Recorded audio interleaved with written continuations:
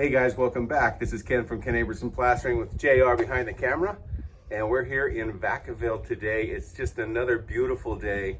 And we're working on this 10-foot, $17,000 glass arch door for Camille, the homeowner here, who is a successful construction worker and a designer.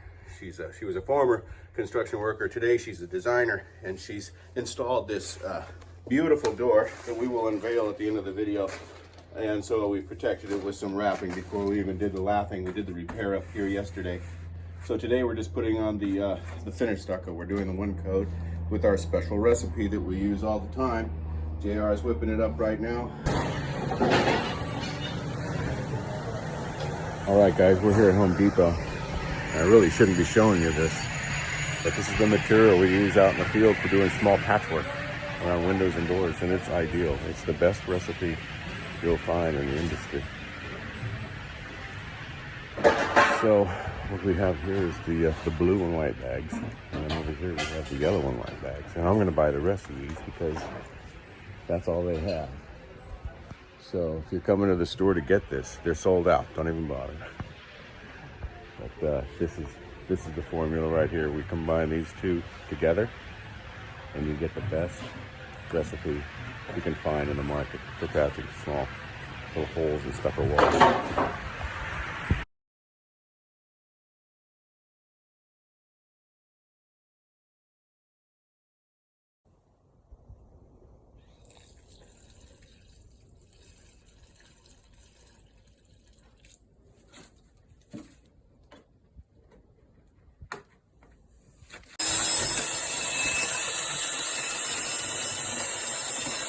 So this is not too much. I'll put a little bit of water in there.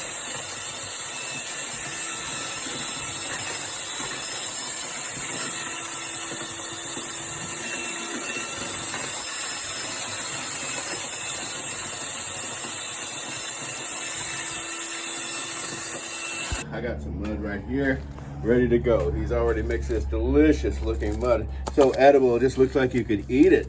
But we're not gonna eat it today. We're gonna put it on the wall. And it's got the yellow bag, which is really popular with us. This recipe that we're using today, we've been using it for about 2 years now, and it's just this beautiful recipe for little patchwork like this, even on the 3-coat stucco systems. So just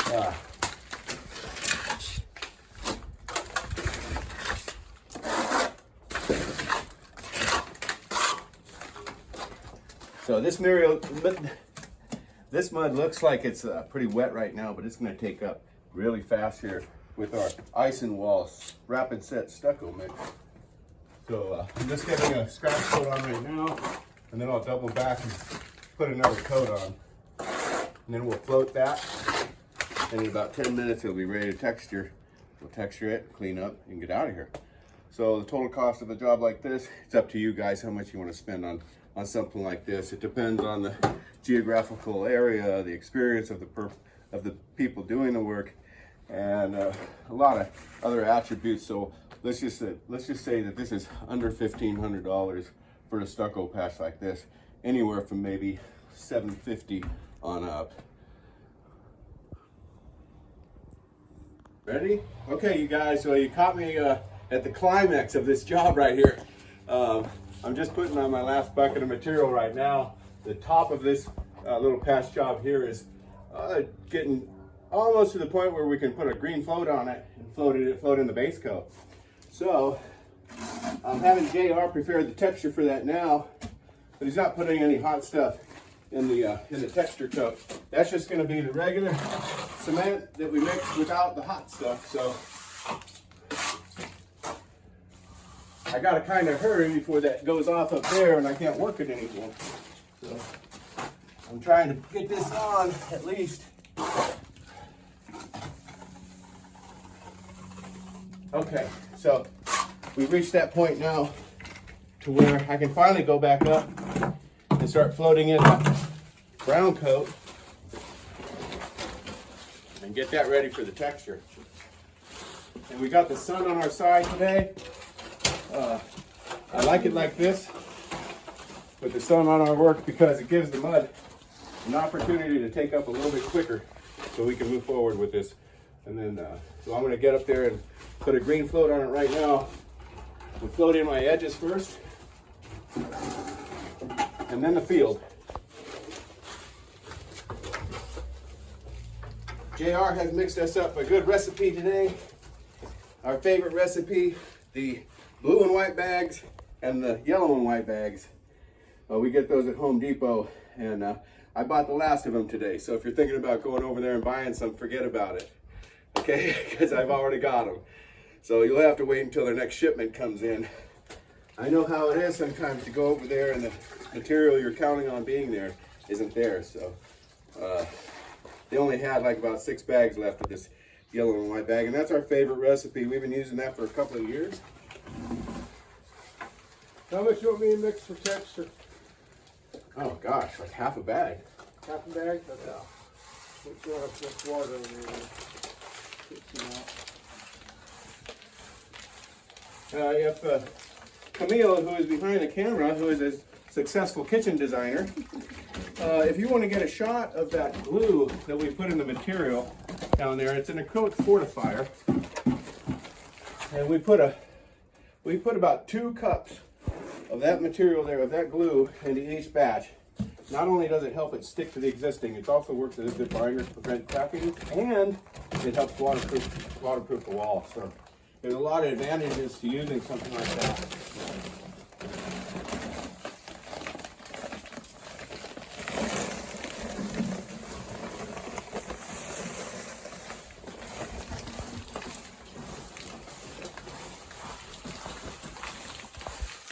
All right, it's just a, for the outside edge.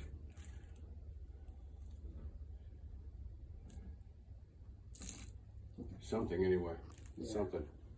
Okay, so everyone, we're back here. We've got the base coat on now, and we floated it with the green float and brought out the sand and the material. Now we're mixing up a little bit of material with a little bit loose, a little bit more loose, a little bit thinner than the first mud we had. And that's going to give us the ability to texture, to make the mud fall off of your trowel.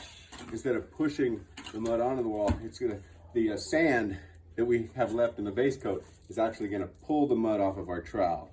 So we just have to tilt our trowel almost at 90 degrees to the wall, and as we go up, we're pushing the trowel in to the wall. It's a little bit more, it's almost flat after all the material has gone, but we don't want to do it flat. We don't want pancakes. We had those for breakfast, but we don't want them for lunch.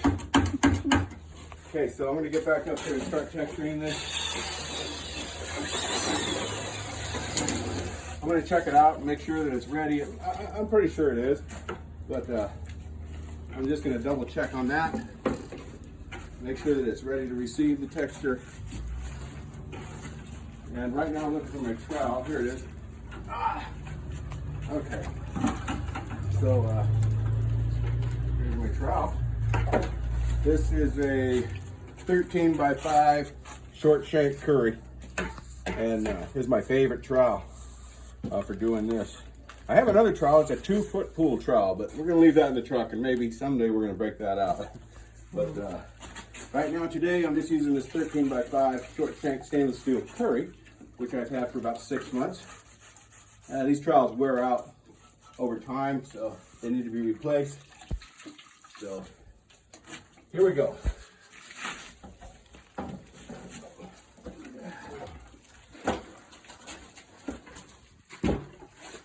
There it is. Okay. Now I just need my scoop. And it feels like it's ready. It's not making an impression on the wall. When I put my hand in it, there's a little bit of water from my glove. But it's fairly ready. Let's try it. That's the best way to make sure that it's ready, is just to try it and see. So I start from the left side and go to the right. And from the top down to the base. So I get just a little bit of mud on there like that. Maybe I could do a little bit better, something like that. It's got to be comfortable for me. I like it almost to the end. I could probably put that much material on at one time. Let's see.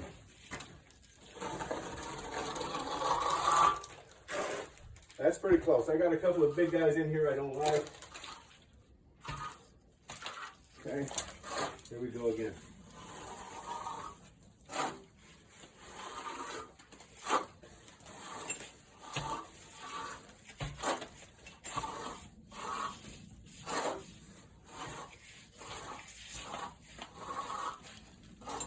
So now I've reduced it.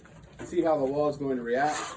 So now I've reduced it from a big old glob of mud like that to just maybe something like that. Just a little bit of mud on my trowel. Because I want to narrow the space in between the texture. So I can come back to guys, little areas like this that might not have as much texture. Put it on just like this, kind of spot it in there. I see some guys doing this on the whole wall, and it would take you a whole day to do just dotting it like that to try and match that over there. That's not how you do it. You have to lay it on like that. Notice I'm going up.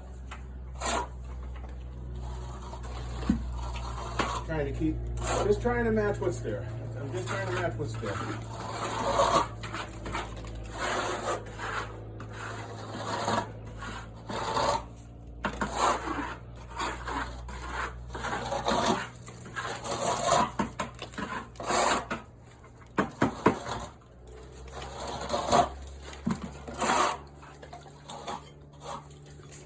Okay, after the mud's been on there for a little bit, we come back and just kind of lay our trowel on top of that, scrape off any prominent stucco we see. Pay special attention to over here where the joint is, because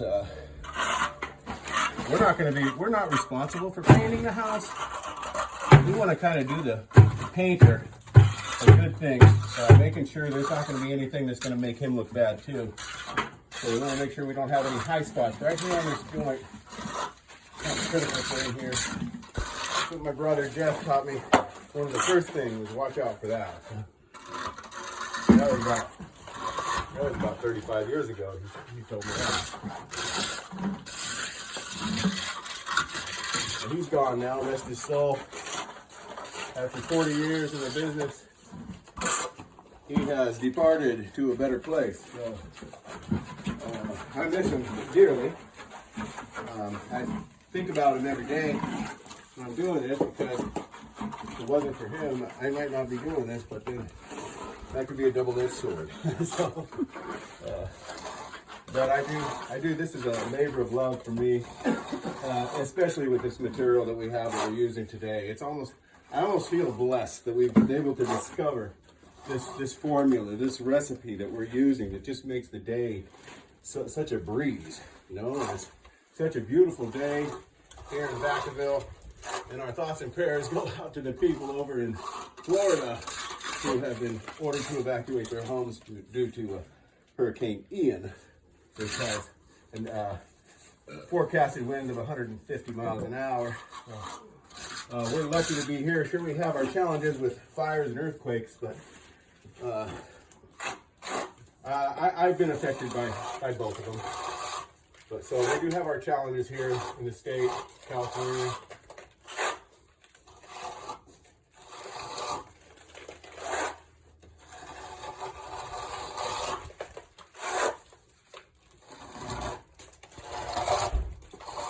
This system here, you see a lot of it in Arizona. Here in California, they've been using more and more of this type of system, the one coat foam. We still use a lot of three coat materials as well, but in Arizona it's strictly the foam. They don't do too much three coat over there. Probably because this foam is an excellent insulator. But I'll tell you, I've seen the homes in Arizona, and it's still a challenge to the Arizona sun. You know, I've seen some houses fail with the stucco over there, just because it's just so hot, just like 118 degrees for weeks on end. So we're doing really good here. How do you like that, Camille? How's it looking so far? Looks great. Okay, good. Okay, everyone. Well, we're back here and we're unveiling the store right now. for Camille, who's behind the camera. She's the one doing the videotaping, who has offered to do a videotape for us today. So, you know, when we're having the customer do a videotape, you know we have to do a good job and do it right. So, anyway, we do it right all the time. But anyway, so we're doing the unveiling now of this dual French, this French door here, black arched metal frame French door, and it's just this beautiful door.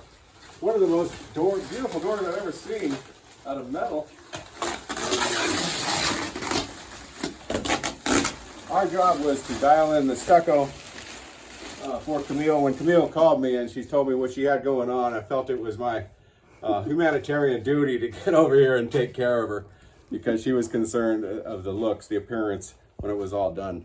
So it's almost there. Just have to do a painting, and Camille's going to take care of that.